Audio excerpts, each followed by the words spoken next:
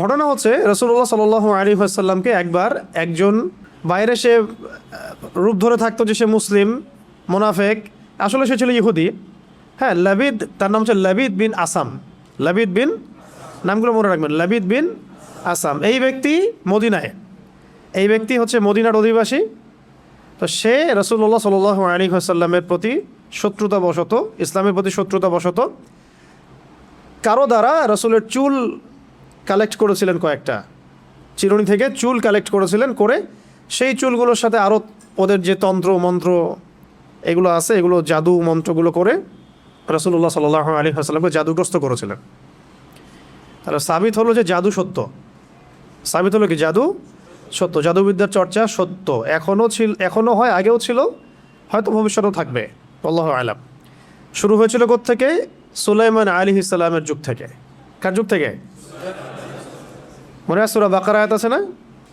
ওয়াত্তাবিউ মা তাতলু আশ-শায়াতিন আলা মুলকি সুলাইমান ওয়া মা কাফারা সুলাইমান ওয়ালাকিন্না আশ-শায়াতিন কাফারু ইউআল্লিমুনা আন-নাস আস-সিহর। সুলাইমান আলাইহিস সালামের সময় ওই যে মানুষকে ফিতনায় ফেলা হয়েছে, পরীক্ষায় ফেলা হয়েছে হারুত আর মারুত ফেরেশতাদের মধ্য দিয়ে, ওই সময় থেকে জাদুবিদ্যার চর্চা শুরু হয়েছে মানুষের মধ্যে। এবং এই জাদুর উদ্দেশ্য ছিল তারা স্বামী এবং স্ত্রীর মাঝখানে বিচ্ছেদ সৃষ্টি করতে চাইতো, স্বামী স্ত্রীর মাঝখানে বিচ্ছেদ সৃষ্টি করতে চাইতো আর কি। এটা ছিল প্রথম জাদু। এবং এগুলোর আরও অনেকগুলো ভেরিয়েন্ট আছে আর কি, অনেক রকম ব্ল্যাক ম্যাজিক আছে। তো এটা নিয়ে আমি একটু পরে কথা বলছি, আগে সামারিটা বলি, শানানজটা বলে নিই। এই লাবিদ বিন আসাম, সেও ছিল ওই জাদুবিদ্যা চর্চাকারীদের একজন, তার সাথে আরও অনুসারীও ছিল। তারা মিলে রাসূল সাল্লাল্লাহু আলাইহি ওয়াসাল্লামের চুল মোবারক কোনোভাবে সংগ্রহ করে সেখানে তাদের তন্ত্রমন্ত্রগুলো দিয়ে 11টা গিট দিয়েছিল। কয়টা? 11টা গিট দিয়েছিল। এবং সেই 11টা গিট দিয়ে তার একটা কুয়ার নিচে, মদিনার একটা কুয়ার নিচে এই একটা খেজুর গাছের ডাল আর অনেক কিছু পেঁচিয়ে, হাড়টার অনেক কিছু পেঁচিয়ে একদম কুয়ার পানির নিচে রেখে তার উপর পাথর চাপা দিয়ে রেখেছে। এতে করে রাসূল সাল্লাল্লাহু আলাইহি ওয়াসাল্লাম কিছুটা অসুস্থ হয়ে গিয়েছিলেন। এবং অসুস্থতাটা এমন ছিল যে তিনি কিছু কিছু বিষয়ে মানে ভুলে যাচ্ছিলেন। যেমন কোনো স্ত্রীর কাছে গিয়েছেন কিন্তু মনে হচ্ছেন যে স্ত্রীর কাছে আমি যাই নাই, আবার কোনো স্ত্রীর কাছে যান নাই কিন্তু মনে হচ্ছে তার কাছে আমি গিয়েছি, এরকম একটু সমস্যা হচ্ছিল আর কি। এবং কিতাবে আসছে যে এই সমস্যাটা 40 দিনের মতো ছিল, আর কোনো কিতাবে আসছে 6 মাসের মতো ছিল।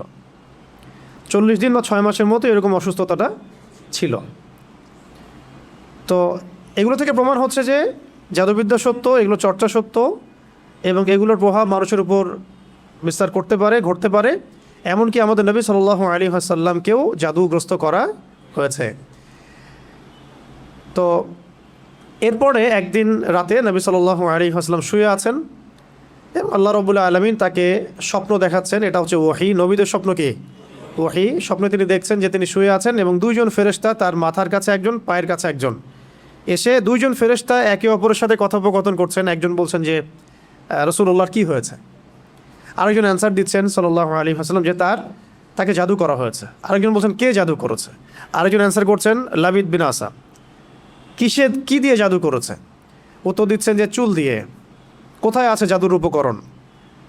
আরেকজন অ্যান্সার দিচ্ছেন অমুক কুয়ার নিচে। কুয়ার নামটা আমি আজকে ঘাঁটতে ঘাঁটতে পেয়েছিলাম, কুয়ার নামটা বলে দিই। হ্যাঁ, কুয়ার নামটা হচ্ছে জারওয়ান নামক কুয়া। কী নাম? জারওয়ান। এটা মদিনায় আছে, এটা একটা গোত্রের মধ্যে আছে, গোত্রটার নামটাও জানা দরকার। এগুলো আমি একটু ঘাটাঘাটি করছিলাম যে গোত্রের নামটা কি, কোন গোত্র এই কাজটা করেছিল। বনু জুরাইক গোত্র, এখানে ইহুদিদের অনেকগুলো গোত্র ছিল, বনু কোরাইজা, বনু কাইনুকা, বনু নাজির, এরকম অনেকগুলো গোত্র ছিল না? বনু জুরাইক একটা গোত্র ছিল, বনু জুরাইক। এই বনু জুরাইক গোত্রের এই লাবিদ বিন আসাম, সে এই জাদু করেছিল, জাদুর উপকরণ রেখেছিল ওই জারওয়ান নামক কূপের নিচে। এখন নবী সাল্লাল্লাহু আলাইহি ওয়াসাল্লাম সকালবেলা উঠলেন, উঠে আলী রাদিয়াল্লাহু আনহুকে বললেন। খেয়াল করে দেখবেন যে মানে বড় বড় মিশনগুলোতে আলী রাদিয়াল্লাহু আনহুকে পাঠানো হয় আর কি। খেয়াল করছেন? খায়বারে ইহুদিদের এগেনস্টে যাও, তরবাল পতাকা তোমার হাতে। তারপরে এখানেও আলী রাদিয়াল্লাহু আনহু বদরে, সম্মুখ সমরে বদরে তিনজন আলী তুমি যাও, মনে আছে? হিজরতের সময় আলী তুমি থাকো, আমার বিছানায় শও। আবার ওই একবার যে খবর পাচার হয়ে গেল হুদাইবিয়া সন্ধির পরে মক্কা বিজয়ের আগে আক্রমণের সময় আর ওই যে একটা মহিলা তার কাপড়ের ভিতরে তথ্য নিয়ে চলে গেল, মনে আছে? হাতের বিন আবি বালতা রাদিয়াল্লাহু আনহু চিঠি দিয়ে দিয়েছিলেন যে মক্কা আক্রমণ হতে পারে। তো এই মহিলাকে ধরার জন্য পাঠানো হয়েছিল আলী রাদিয়াল্লাহু আনহুকে। আবার খন্দকের যুদ্ধের সময় আমর বিন কি জানি নামটা, আমর তার সামনে আছে, আমর বড় একজন কাফের, তার সাথে 20 জন লড়াই করতে পারতো না এমন একজন ব্যক্তি ছিল। সে হুঙ্কার ছাড়ছিল খন্দকের যুদ্ধের সময়, কে আছো আমার সাথে ব্যাটেল করবা, তখন আলী রাদিয়াল্লাহু আনহু। তো মাশাআল্লাহ আমরা যেন তার মতো জিন্দেগি পাই, আমিন। তার মতো ইমান, আমল, আখলাক আল্লাহ পাক আমাদেরকে দান করেন, তার ছিটা ফোটা দান করেন, আমিন। এখন আলী রাদিয়াল্লাহু আনহুকে পাঠানো হচ্ছে, যাও ওই কুয়ার মধ্যে নিচে এই উপকরণ আছে, নিয়ে আসো। তিনি নিয়ে আসলেন। নিয়ে আসার পরে এই সূরা দুটো নাজিল হতে থাকলো। তখন জিবরাইল আলাইহিস সালাম সূরা ফালাক এবং নাস নিয়ে আসলেন আল্লাহর পক্ষ থেকে, নাজিল হলো এবং একটা একটা করে আয়াত তিলাওয়াত করা হচ্ছিল এবং একটা একটা করে গিট খুলে যাচ্ছিল। এরপরে নবী সাল্লাল্লাহু আলাইহি ওয়াসাল্লাম পরিপূর্ণ সুস্থ বোধ করলেন। এরপরে বলা হচ্ছিল যে তাকে শাস্তি দেওয়া হোক, তাকে মৃত্যুদণ্ড দিয়ে শাস্তি দেই। নবী সাল্লাল্লাহু আলাইহি ওয়াসাল্লাম তাকে মাফ করে দিলেন, তাকে মাফ করে দিলেন। কিতাবে আসছে যে তার সামন দিয়ে তিনি চলাফেরা করলেও তার চেহারার মধ্যে বিন্দুমাত্র মানে কোনো রকম প্রতিক্রিয়া দেখা যেত না যে সে আমার এত বড় ক্ষতি করেছে, এই লাবিদ বিন আসাদ। পরবর্তীতে সে মুসলিম হয়েছে কিনা আমি জানি না, এটা আমার জানা নাই। তো এই ছিল শানে নজুল এই সূরা দুটো নাজিলের। শানে নজুল মানে কি? একটা সূরা একটা আয়াত নাজিলের পিছনের প্রেক্ষাপট। তার মানে আমরা বুঝতে পারলাম যে রাসূল সাল্লাল্লাহু আলাইহি ওয়াসাল্লামকেও জাদু করা হয়েছে, তিনিও ইফেক্টেড হয়েছেন। রাসূল যদি ইফেক্টেড হতে পারেন তাহলে আমরা আবার কি, আমাদের কোনো অবস্থান আছে তার সামনে? এবং প্রমাণ হলো যে এটা সত্য এবং এটা চর্চা সত্য। কোরআনে বহু আয়াত আছে, হাদিসে বহু দলিল আছে। কিন্তু আপনি কি এই ঘটনাটা, আমি যে শানে নজুলটা বললাম, এই ঘটনাটা কি আপনি এখনকার মেডিকেল সায়েন্সকে বোঝাতে পারবেন? তারা কি এই ঘটনাটা বিশ্বাস করবে? বা সায়েন্টিফিক্যালি তারা কি এটাকে প্রমাণিত সাব্যস্ত করবে? আপনাকে বলবে আপনি সেকেলে মানুষ, এখনও কবিরাজ দেখায় বেড়ান, এখনও ওই কালে পড়ে আছেন। তো এখন এটা হচ্ছে একটা মানে ইন্টারনাল ব্লাইন্ডনেস, আমাদের আধ্যাত্মিক অন্ধত্ব আর কি, স্পিরিচুয়াল ব্লাইন্ডনেস। যে এই যুগের মানুষেরা, আমরা যারা এই যুগে বসবাস করি, আমরা আমাদের বাহ্যিক দৃষ্টির বাইরে কিছু বিশ্বাস করতে চাই না, তাই না? বাহ্যিক দৃষ্টির বাইরে আমরা কিছু বিশ্বাস করতে চাই না। আপনি মেডিকেল সায়েন্সের কাউকে এটা মনে হয় না বোঝাইতে পারবেন জাদু বলেও কিছু আছে। আপনি দেখবেন সব টেস্ট করেছেন, আপনি আপনার সুগার টেস্ট করেছেন, মানে ব্লাডের যত টেস্ট আছে করেছেন, আপনি ইসিজি করছেন, যা আছে ইটিটি করছেন, সব করছেন, কোনো রোগ ধরা পড়ে না, কিন্তু আপনি অসুস্থ। এমন বহু মানুষ সমাজে আছে, এখনও আছে। মেয়েদের মধ্যেও অনেকে আছে, ছেলেদের মধ্যেও অনেকে আছে, ঠিক আছে?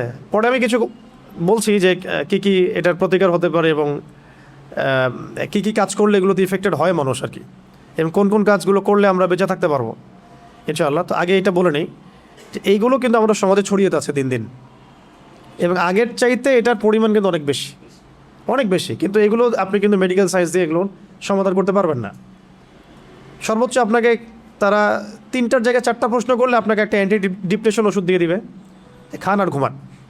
আপনি বেশি কথা বলতেছেন মানে আপনার সাইকোলজিক্যাল কোনো সমস্যা আছে, আপনি রিল্যাক্স করেন, রেস্ট করেন, ঘুমান। এগুলো যে সবাই মোটামুটি ফেস করে, আর যারা একটু ভালো অবস্থানে যায় তাদেরকে এগুলো বেশি ফেস করতে হয়। এটা গেলো শুধু সেহেরের কথা। এর সাথে আছে আইন, মানে মানুষের চোখ লাগা, এবং হাসাদ এবং হিংসা। 3টা শব্দ বললাম, সেহের, আইন, হাসাদ। সেহের, আইন, হাসাদ। সেহের তো সেহের বুঝলেন, জাদু। আইন মানে মানুষের বদনজর। হ্যাঁ, এই যে অপলক দৃষ্টিতে তাকায় থাকেন, এটাতেও ক্ষতি আছে, এটাতেও ক্ষতি থাকতে পারে। ফেসবুকে, অনলাইনে, ছবিতে, ভিডিওতে মানুষের তো ভাইরাল হওয়ার ধান্দা বেশি আর কি। এর মধ্যে যে কত ক্ষতি আছে এটা তো আমরা বুঝতে পারি না। আর এই ক্ষতিগুলো মোকাবেলা করার জন্য যে ইমান, আমল আর যে লাইফস্টাইল, যে তাস্কিয়া এগুলো দরকার হয়, সেগুলো আমরা আবার হাসিল করতে চাই না, কিন্তু আমরা চাই যে আমরা ভাইরাল হয়ে যাই। হ্যাঁ, মানুষ শো অফ করতে চায়, দেখাতে চায়, বডি দেখায়, জিম করে আসলাম, এইটা দেখায়, ওইটা দেখায়, নিজের ফ্যামিলিকে দেখায়, আমি খুব সুখে আছি, আমি খুব ভালো আছি। এই যে শো অফ করতে করতে দেখা যায় ওইগুলো আস্তে আস্তে চলে গেছে জীবন থেকে। তো এগুলো কিন্তু কোনো সাইন্টিফিক কারণে হয় না, সেহের আইন হাসাদের কারণে হয়, সেহের আইন হাসাদের কারণে হয়। তো আগে আমরা সূরাটাকে শিখি, তারপরে আমি এই বিষয়গুলোর সলিউশনগুলোও বলবো ইনশাল্লাহ শেষে। এখন এবার নবী সাল্লাল্লাহু আলাইহি ওয়াসাল্লাম তাকেও ক্ষমা করে দিলেন, এবং তখন সাহাবীদেরকে তিনি বললেন যে আজকে রাতে আমার উপরে এমন 2টা সূরা নাজিল হয়েছে, এই সূরা 2টা তাওরাত জাবুর ইনজিল কোথাও নাই, এরকম সূরা মিসাল নাই। তারপরে আরেকজন সাহাবী বলেছেন ঝড় হচ্ছিল একদিন, ঝড়ের মধ্যে আমরা নবী সাল্লাল্লাহু আলাইহি ওয়াসাল্লামকে হারাই ফেললাম, তিনি কোথায়? তো তারা একটু শঙ্কিত বোধ করলেন, আমাদের নবীজি কোথায় চলে গেলেন। একটু পরে তিনি এসে বললেন যে আমার কাছে এমন 2টা সূরা আল্লাহ রাব্বুল আলামিন নাজিল করেছেন যে এই সূরা 2টা যদি কেউ পাঠ করে, মানে সকাল সন্ধ্যায় নিয়মিত পাঠ করে, ইনশাআল্লাহ তাকে আল্লাহ পাক সব ধরনের ক্ষতি থেকে হেফাজত করবেন, কামা ক্বালা আলাইহিস সালাম। এরকম কাছাকাছি একটা অর্থ আছে। আর নবী সাল্লাল্লাহু আলাইহি ওয়াসাল্লাম নিজের আমল ছিল এরকম যে তিনি এই সূরা 2টার সাথে সূরা ইখলাসকে অ্যাড করে, এই সূরা 2টার সাথে সূরা ইখলাসকে অ্যাড করে, সূরা ইখলাস নিয়ে আমরা আলাদা দার্স করবো ইনশাআল্লাহ, ওইটা আলাদা প্রসঙ্গ, তো এটা আলাদা প্রসঙ্গ, এই জন্য আমি আজকে নিয়ে আসিনি সূরা ইখলাসকে। তো সূরা ফালাক, নাস এবং ইখলাস এই 3টাকে একসাথে তিনি রাতের বেলা পড়তেন ঘুমানোর সময়। প্রথমে পড়তেন সূরা ইখলাস একবার, আবার বিসমিল্লাহ সহ সূরা ফালাক একবার, আবার বিসমিল্লাহ সহ সূরা নাস একবার। হাত দুটো একত্রিত করে ফু দিয়ে মাথা থেকে নিয়ে পুরো সারা গা তিনি মাসাহ করতেন। এই কাজটা তিনি 3বার করতেন। এই কাজটা কয়বার করতেন? 3বার করতেন। এছাড়াও তিনি পড়তেন সূরা আয়াতুল কুরসি পড়তেন, ওই তাসবিহে ফাতিমি তাসবিহ আমরা যেটা বলি, 33 বার সুবহানাল্লাহ, 33 বার আলহামদুলিল্লাহ, 34 বার আল্লাহু আকবার, সূরা মুলক পড়ার কথা এসেছে, এবং সূরা বাকারার শেষের আয়াতগুলো, সূরা আল ইমরানের শেষের আয়াতগুলো, এগুলো রাতের বেলার আমল। তো এগুলো নবী সাল্লাল্লাহু আলাইহি ওয়াসাল্লামের নিয়মিত আমল ছিল। এছাড়াও প্রত্যেক দিন সকালে, মানে বাদ ফজর, এবং সন্ধ্যায় বাদ মাগরিব, অনেকে বাদ আসরও বলেন, দুটোই ঠিক আছে, বাদ ফজর বা বাদ আসর বা বাদ মাগরিব আপনার সুবিধা অনুযায়ী 3বার করে সূরা ফালাক, সূরা নাস, সূরা ইখলাস, আগে সূরা ইখলাস, তারপর সূরা ফালাক, তারপরে নাস, এভাবে 3বার করে পড়লে ইনশাআল্লাহ তাআলা, ইনশাআল্লাহু আযজা ওয়া জাল ওই ব্যক্তিকে এই ধরনের কোনো সেহের, কোনো আইন, কোনো হাসাদ, কোনো ক্ষতি করতে পারবেন ইনশাআল্লাহ। একটা প্রশ্ন আসতে পারেন আপনাদের মধ্যে যে আল্লাহ নবী সাল্লাল্লাহু আলাইহি ওয়াসাল্লামকে কেন জাদু করা হলো?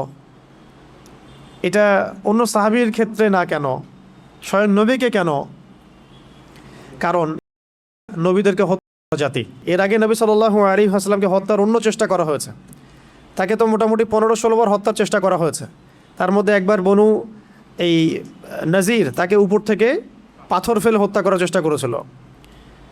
তারপরে খায়বারের সময় তাকে ওই বকরির রানের সাথে বিষ মিশিয়ে হত্যা করার চেষ্টা করা হয়েছে। বকরির রানের সামনের অংশের সাথে বিষ মিশিয়ে খেতে দেওয়া হয়েছিল। কোনো অবস্থায় যখন কোনো কাজ হচ্ছিল না, তখনই তারা এই অস্ত্র বেছে নেয়, দূর থেকে জাদু করা, হ্যাঁ, তন্ত্রমন্ত্র দিয়ে জাদু করা, যাতে সাপও মরে লাঠিও না ভাঙে। অনেকটা এমন বিষয় যে আপনার শত্রুকে আপনি চিনতেও পারবেন না, কিন্তু আপনি ক্ষতিগ্রস্ত হচ্ছেন। দেখবেন সম্পত্তি নিয়ে ক্যাচাল, তারপরে খুব পারিবারিক ক্যাচাল, কিন্তু সামনাসামনি আপনার সাথে লড়ার মতো তার সেই কলিজা নাই, কিন্তু পিছন থেকে কিন্তু আপনাকে জাদু করলে বা সেহের আইন হাসাতে গেলে তখন আপনি ক্ষতিগ্রস্ত হচ্ছেন, আপনি চিনতেও পারছেন না কে আপনার ক্ষতি করছে। এটা তো অদৃশ্যের জগৎ, আপনি দেখতে পাচ্ছেন না। ঠিক আছে, এখানে প্রাসঙ্গিক একটা কথা বলে দিই, যারা এই কাজগুলো করে তারা একটা পরম্পরা মেনটেন করে এই কাজগুলো করে।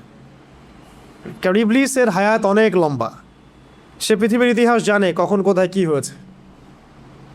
সে ভবিষ্যৎ হয়তো জানে না, অতীত সে জানে যে কখন কোথায় কি হয়েছে। ইবলিসের বহু অনুসারী আছে, এবং এগুলো সবাই জিন, এগুলো সবাই কি জিন। আমাদের একজন স্কলারকে দেখলাম সেদিন, শোনেন এটা আবার অন্যভাবে নিয়েন না কথাটা, আমাদের একজন স্কলারকে আমরা দেখলাম যে উনি কোনো একটা বয়ানে বলছেন, আমি নাম মেনশন করছি না, যে আমি যে বয়ান করছি আমার বয়ানের মধ্যে অনেক জিন শ্রোতাও আছে, উনি বললেন এক জায়গায়। তো দেখলাম অনলাইনে খুব ট্রল করলো তাকে নিয়ে কয়েকজন, এই দেখো কি বলতেছে, উদ্ভট কথা। কিন্তু তিনি যা বলেছেন এটা সত্য হতেই পারে। দার্সে জিন বসতেও পারে, মসজিদে নামাজে জিনরা নামাজ পড়তেই পারে। রাসূলুল্লাহ সাল্লাল্লাহু আলাইহি ওয়াসাল্লাম তায়েফ থেকে যখন তাকে তাড়িয়ে দেওয়া হয়েছে, নির্মমভাবে নির্যাতন করা হয়েছে, কারনুল মঞ্জিল নামক জায়গায় তিনি নামাজ পড়ছিলেন, জিনরা তার তেলাওয়াত শুনে ইসলাম কবুল করেছে। তো এখন ভালো জিন আছে না? ভালো জিনও আছে, অনেক জিন আছে আপনাকে মহব্বত করতে পারে। কি ভাই, অনেক জিন আছে আপনাকে মহব্বতও করতে পারে, মহব্বত মানে ওই অর্থে না, ভালো অর্থেই। তারা তাদের মধ্যে, তারা তো উম্মতে মুহাম্মাদের অংশ, এবং এই কোরআন এই শরিয়া তাদের জন্যও নাকি, এই কোরআন তাদের জন্য না। তো তাদের মধ্যে যেমন ভালো মানুষ, ভালো জিনও আছে, ঠিক তেমনি খারাপ জিনও আছে, খারাপদের সংখ্যাই বেশি। এবং এই খারাপ জিনগুলো ওই সিলসিলা মেনটেন করে জাদুবিদ্যা, যত তন্ত্র মন্ত্র এবং যা উপকরণ এগুলো প্রোভাইড করে এমন কিছু মানুষের কাছে, যে মানুষগুলো জাদুবিদ্যার চর্চা করে। তাই মনে রাখবেন, জাদু কখনো জিনের সাহায্য ছাড়া করা সম্ভব না, জাদু কখনো জিনের সাহায্য ছাড়া করা সম্ভব না। তন্ত্রমন্ত্র দিয়ে তারা জিনকে তাবে করে, বশ করে, এবং সেই জিনের ইবাদত করা তারা শুরু করে, জিনের জন্য নজর করে, জিনের জন্য মানত করে, জিনের জন্য পশু কুরবানি করে, জিনকে সেজদা করে, মানে জিনকে পাওয়ার চেষ্টা করে তারা।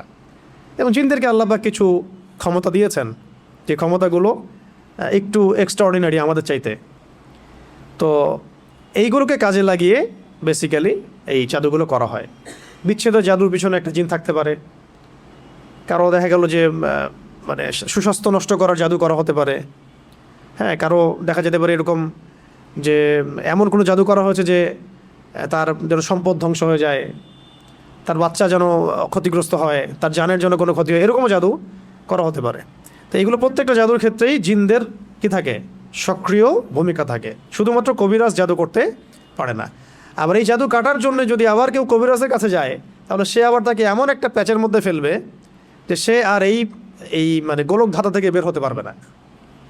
তখন একজনকে তারা আরেকজনকে তারা দমানোর চেষ্টা করে, একজনকে তারা জিনকে থামানোর চেষ্টা করে। কিন্তু এই পুরো ফিতনাটাকে মোকাবেলা করতে পারে শুধুমাত্র কোরআনের আয়াত এবং রাসূল সাল্লাল্লাহু আলাইহি ওয়াসাল্লামের শেখানো আমল এবং রুকিয়া এবং সহি মাসনুন তরিকাগুলো। বাকি তরিকাগুলোতে গেলেই সে শিরকে লিপ্ত হয়ে যেতে পারে, বেদাতে লিপ্ত হতে পারে, কুফরিতে লিপ্ত হতে পারে, অথবা হারামেতে লিপ্ত হবে নিশ্চিত, এবং আল্লাহর সাথে শিরক হয়ে যেতে পারে। তাই এটা একটা রোগের মতো। এটা কি একটা রোগের মতো। রোগ হলো যেমন আমরা মেডিসিন নেই, আল্লাহর কাছে দোয়া করি, শেফার চেষ্টা করি, ঠিক এইরকমই কেউ যদি সেহের আইন হাসাদে আক্রান্ত হয়ে যান, আল্লাহ না করুন, আল্লাহ পাক আমাকে আপনাদের সবাইকে হেফাজত করেন, সেক্ষেত্রে এই মাসনুন তরিকাগুলোর মধ্য দিয়ে যেতে হবে। ঠিক আছে ইনশাল্লাহ। তো এখন রাসূল সাল্লাল্লাহু আলাইহি ওয়াসাল্লাম তাকে ক্ষমা করলেন। খেয়াল করে দেখেন, রাসূল সাল্লাল্লাহু আলাইহি ওয়াসাল্লামকে পর্যন্ত হত্যার চেষ্টা করেছেন। আমি একটা সিরাত পড়ছিলাম, সিরাতে খতামুল আম্বিয়া, তো এটা পাতলা, এর সাথে একটা সিরাত আছে আমাদের এখানে, সিরাত নবী রহমত, তো নবী রহমত বইটা সৈয়দ আবুল হাসান আলী নদভী রহমতুল্লাহ আলাইহি লেখা। পিছনের দিকে আপনি দেখবেন রাসূল সাল্লাল্লাহু আলাইহি ওয়াসাল্লামের ইন্তেকালের সময় তিনি বলছিলেন যে আমার মনে হচ্ছে যে আমার এই যে মানে শরীরের যে আমরা বলি না ভেইন বা রগ, এইগুলো মনে হচ্ছে ছিন্ন ভিন্ন হয়ে যাচ্ছে, মানে মনে হচ্ছে আমাকে এমন বিষ প্রয়োগ করা হয়েছে আর কি, যে আমার রগগুলো ছিন্ন ভিন্ন হয়ে যাচ্ছে। এটা হচ্ছে ওই খায়বার যুদ্ধে নবী সাল্লাল্লাহু আলাইহি ওয়াসাল্লাম যখন জিতলেন, মানে জয়লাভ করলেন, গোশতের মধ্যে বিষ মিশিয়ে দিয়েছিলেন নবীজিকে খেতে। একজন সাহাবী এটা কামড় দিয়ে গিলে ফেলেছিলেন, তিনি সেখানে ইন্তেকাল করেছেন, শহীদ হয়েছেন। আর নবী সাল্লাল্লাহু আলাইহি ওয়াসাল্লাম তিনি গিলে ফেলেননি, শুধু একটু একটা কামড় দিয়েছেন, তারপর ফেলে দিয়েছেন মুখ দিয়ে, যখন তিনি জানতে পেরেছেন এখানে বিষ মেশানো আছে। তার কাছে ওহী আসছিল। তো ওই যে বিষের একটা কামড়ের বিষের যে প্রভাব, এটা শেষে এটা রাইজ করেছিল আর কি।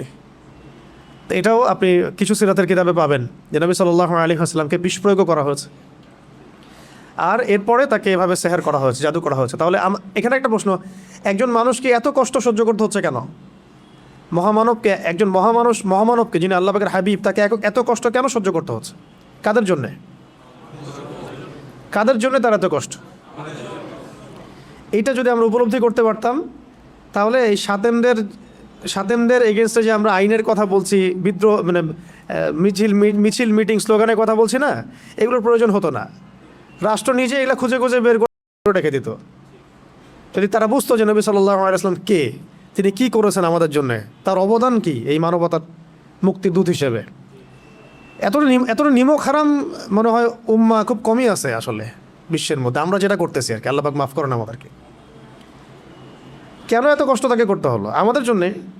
তিনি তো মাকামে মাহমুদে যাবেন, জান্নাতুল ফিরদাউসুল আলায় যাবেন, তিনি আল্লাহর হাবিব, তার আগেও কোনো গুনাহ নাই, পরেও কোনো গুনাহ নাই। কিয়ামতের মাঠে কোনো নবী সুপারিশ করতে পারবেন না, তিনি সুপারিশ করবেন। কিয়ামতের মাঠে কোনো নবী সুপারিশ করতে পারবেন না। কিসের সুপারিশ জানেন? 50,000 বছর মানুষ দাঁড়ায় থাকবে, দাঁড়ায় থাকবে, দাঁড়ায় থাকবে, বিচার শুরু হচ্ছে না। আল্লাহ পাক এত নারাজ সেদিন, যে বিচারটা শুরু করার কথা কেউ বলতেই পারবেন আল্লাহকে। আল্লাহ বিচারটা অন্তত শুরু করেন, আল্লাহ বিচারটা অন্তত শুরু করেন। দাঁড়ায় থাকতে থাকতে আমাদের অবস্থা খারাপ, প্রত্যেক মানুষেরই অবস্থা হয়ে যাবে, মানে ইল্লা মাশা আল্লাহ, ইল্লা মাশা আল্লাহ। তখন প্রত্যেক নবী রিফিউজ করবেন, আমি পারবো না, আমি পারবো না, আমি পারবো না। আদম আলাইহিস সালাম বলবেন না আমি না, নূহের কাছে যাও। নূহ আলাইহিস সালাম বলবেন না আমি না, ইব্রাহিম আলাইহিস সালামের কাছে যাও। এভাবে একে একে একে একে করতে করতে রাসূল সাল্লাল্লাহু আলাইহি ওয়াসাল্লাম পর্যন্ত আসবেন যখন, তিনি বলবেন যে আমি সুপারিশ করবো ইনশাআল্লাহ, আজকের এই সুপারিশ আমার জন্যে। তাও মানুষ দেখবে যে রাসূল সাল্লাল্লাহু আলাইহি ওয়াসাল্লামকে সুপারিশ করানোর জন্যে বোরাক নিয়ে আসা হচ্ছে উপর থেকে, আসমান থেকে। জিবরাইল আলাইহিস সালাম আসছেন, তিনি সেখানে উঠছেন, উপরে নিয়ে যাওয়া হবে। মানুষ দেখতে পারবে একটা বিশাল অট্টালিকার সামনে, আসমান এবং জমিনের মাঝখানে। এইটা হচ্ছে মাকামে মাহমুদ। এখানে গিয়ে রাসূল সাল্লাল্লাহু আলাইহি ওয়াসাল্লাম সেজদায় পড়ে যাবেন। কত বছর সেজদায় চলে যাবে আল্লাহ ভালো জানেন। এবং তিনি তখন এমন কিছু তাসবিহ পড়বেন, এমন কিছু প্রশংসা করবেন, যেটা আজ পর্যন্ত কেউ আল্লাহ পাকের শানে করে নাই। আল্লাহ পাক তাকে সেটা শিখাই দিবেন, তখন ইনস্ট্যান্ট শিখাই দিবেন। তারপরে তিনি বলবেন, ওঠো আমার হাবিব, তুমি চাও কি চাবা চাও, তোমার দোয়া কবুল করা হবে, তোমার সুপারিশ কবুল করা হবে। তিনি তখন বলবেন, আল্লাহ বিচারটা অন্তত আগে শুরু কর, আগে বিচারটা অন্তত শুরু করেন। তো আমরা আসলে সত্যি কথা বলতে আমরা চিনতেই পারি নাই যে আমরা কার উম্মাহ। আফসোসের শেষ নাই, মানে বলতে থাকলে প্রসঙ্গ অন্যদিকে চলে যাচ্ছে। তো আফসোসের শেষ নাই। আপনি খেয়াল করে দেখবেন যে পিছনে লা ইলাহা ইল্লাল্লাহ মুহাম্মাদুর রাসূলুল্লাহ কালিমা লিখে মানুষ কালিমার সাথে কুফরি করতেছে। মন্ত্রণালয় খুলে বসে আছে পিছনে লা ইলাহা ইল্লাল্লাহ মুহাম্মাদুর রাসূলুল্লাহ, না লা ইলাহা ইল্লাল্লাহ সে মানে, না মুহাম্মাদুর রাসূলুল্লাহ মানে। কিন্তু লিখার কি দরকার আছে তাহলে?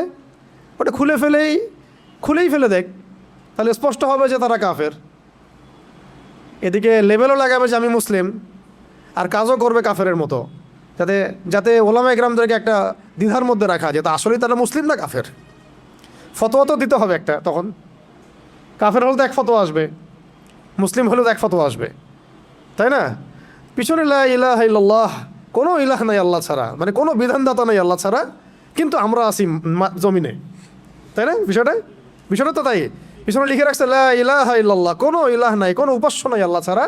মন্ত্রণালয় সবগুলোতে ইলাহ আছে, আমরাই ইলাহ, বিধান আমরাই দিচ্ছি না, আউযুবিল্লাহি মিন যালিক। মুহাম্মাদুর রাসূলুল্লাহ মানে মুহাম্মদ সাল্লাল্লাহু আলাইহি ওয়াসাল্লাম ছাড়া কি নাই, কোনো রোল মডেল নাই আমাদের, এক কথায় কোনো রোল মডেল নাই। তিনি আমাদের একমাত্র রোল মডেল, আমাদের উসওয়াতুল হাসানা। কিন্তু জমিনে কাজ করতে গিয়ে প্রত্যেকটা ডিপার্টমেন্টে মুহাম্মদ সাল্লাল্লাহু আলাইহি ওয়াসাল্লামের তরিকাকে একদম জাদুঘরে রেখে দিয়ে নিজেদের সব মন গড়া বিধান রচনা করতেছে। কত বড় হঠকারিতা, চিন্তা করছেন? এই জন্য আমি বলি যে এটা অন্তত সরাই দেখ, করতে তো পারবে না, তো সরাই দেখ, ওটা লেখার দরকার কি ওখানে? অ্যাটলিস্ট স্পষ্ট হবে যে হ্যাঁ তারা কাফের অথবা তারা মুনাফিক, তখন বিধান সেইভাবে বর্তাবে, তখন ফতোয়াগুলো সুন্দর স্পষ্ট আসবে। মুনাফিকদের ব্যাপারে এই ফতোয়া, স্বাধীনদের ব্যাপারে এই ফতোয়া, কাফেরদের ব্যাপারে এই ফতোয়া। এদিকে ইসলামের লেভেলও রাখবে, এদিকে কাজও করবে কুফুরির তাগুতি সিস্টেমের, মানে আল্লাহর দুশ্মনদের দাসত্বও করবে, জায়নিস্টদের। আবার এদিকে বলবে আমি মুসলিম। এগুলো কি? তাহলে ধর্ম নিয়ে ব্যবসা, সবচেয়ে বড় ব্যবসা কারা করে? সবচেয়ে বড় ধর্ম ব্যবসা কারা করে? রাজনীতিবিদরাই করে সবচেয়ে বড় ধর্ম ব্যবসা। সবচেয়ে বড় ধর্মকেন্দ্রিক যে মানুষের সাইকোলজি নিয়ে খেলা, এটা সবচেয়ে বড় ব্যবসাটা করে পলিটিশিয়ানরাই। ধর্মকে তারা ভোট পাওয়ার মানদণ্ড হিসেবে গ্রহণ করছে। এটার মানে এই না যে ইসলামিক রাজনীতি করা যাবে না, এটা অন্য আলোচনা। কিন্তু এদিকে আপনি আল্লাহর কালিমাও রাখবেন, জমিনের মধ্যে আপনি আবার কুফরি আচরণও করবেন, এটা তো মানা যায় না। হয় একদিকে আসেন, কালিমা রাখলে কালিমার বিধান বাস্তবায়ন করেন, আর না রাখলে ঠিক আছে বলেন যে আমরা লা ইলাহা ইল্লাল্লাহ মানি না, ধর্মের সাথে আমাদের কোনো সম্পর্ক নাই, তখন আমরা বলবো তারা কাফের। ফতোয়া স্টেট কাফেরদের সাথে যা হবে তাই ফতোয়া। তো এই বিষয়গুলো আমাদেরকে খুব খুব পীড়া দেয়। তো যাই হোক, অনেক বেশি হয়তো বলে ফেললাম, আল্লাহ মাফ করেন। এখন এই জায়গায় একটা বিষয় আমাদেরকে বুঝতে হবে, এই পয়েন্টটা ভালো করে বোঝেন। এখান থেকে আপনি মানে আগে থেকে প্রোটেক্টেড থাকতে হবে এই সমস্যাগুলো থেকে। সেহের আইন হাসাদের কথা বলছে, তারপরে আমি এই অনুবাদ করে সংক্ষিপ্ত তাফসীর করে শেষ করছি। সেহের আইন হাসান থেকে আপনি ট্যাবলেট খেয়ে আপনি বাঁচতে পারবেন না, ঠিক আছে? তো ট্যাবলেট খেয়ে ইঞ্জেকশন নিয়ে এইভাবে আপনি বাঁচতে পারবেন না, যেহেতু এটা অদৃশ্যের বিষয়, তন্ত্রমন্ত্রের বিষয়, জিন দ্বারা করা হচ্ছে, যেটা আমরা দেখি না। একটা তো আমি দেখি বা আমি পরীক্ষা নিরীক্ষা করে বুঝতে পারছি যে আমার এখানে এই ভাইরাস ঢুকেছে, আমি ট্রিটমেন্ট করতে পারছি, কিন্তু আপনি এটা দেখতে পারবেন না, কিন্তু আপনি ইফেক্টেড হয়ে গেলে অসুস্থতা ফিল করবেন। তাই এটা সবচেয়ে বড় মানে সমাধান হচ্ছে আগে থেকে নিজেকে সুরক্ষিত রাখা।